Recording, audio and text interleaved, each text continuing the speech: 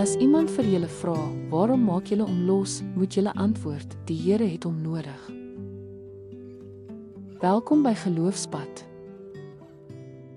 In Lukas hoofstuk 19 vers 31 stuur Jesus 2 van sy disippels om 'n donkie te gaan haal. Hierdie oënskynlik eenvoudige handeling is gevul met diepgaande betekenis, aangesien dit die begin van sy reis na Jerusalem en die vervulling van die skrif aandui. Kom ons neem 'n oomblik om na te dink oor die nederigheid en doel agter hierdie koninklike toetrede. Soos Jesus Jerusalem nader, kom hy nie as 'n vegterkoning wat op 'n magtige ros ry nie, maar as 'n koning van vrede wat op 'n donkie ry. Hierdie nederige ingang vervul die profesie in Sagaria hoofstuk 9 vers 9. Wat praat van die Messias wat in nederigheid kom en eerder vrede as oorlog aanbied. Die skare gevul met opgewondenheid verstaan nie die aard van sy sending ten volle nie, maar hulle skree steeds: Hosanna, wat beteken: Red ons, o Here.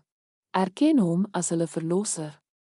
Jesus se versoek vir 'n donkie lyk dalk na 'n klein detail, maar dit is diep opsetlik. Te midde van hierdie groot oomblik sien ons Jesus se goddelike kennis en sy perfekte tydsberekening.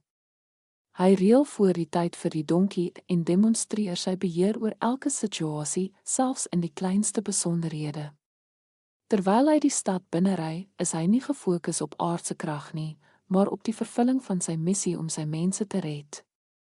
Die donkie, wat nog nie gery is nie, simboliseer sy vreedsame heerskappy. Die volse ma, miskien saam met haar, dien as 'n teken van God se sagte leierskap. Jesus verklaar op hierdie stil, nederige manier dat sy koninkryk nie van hierdie wêreld is nie, maar een van vrede en redding, gewortel in opoffering. Ten spyte van die skare se entoesiasme, ken Jesus die komende verwerping. Hulle gejuig sal verander na uitroepe van 'n kruisig hom, aangesien hulle nie die ware aard van sy sending verstaan nie. Nogtans marseer hy vorentoe met die wete van sy doel. Hy gaan Jerusalem binne nie om aanspraak te maak op 'n aardse troon nie, maar om homself te offer as die uiteindelike offer vir die sondes van die wêreld.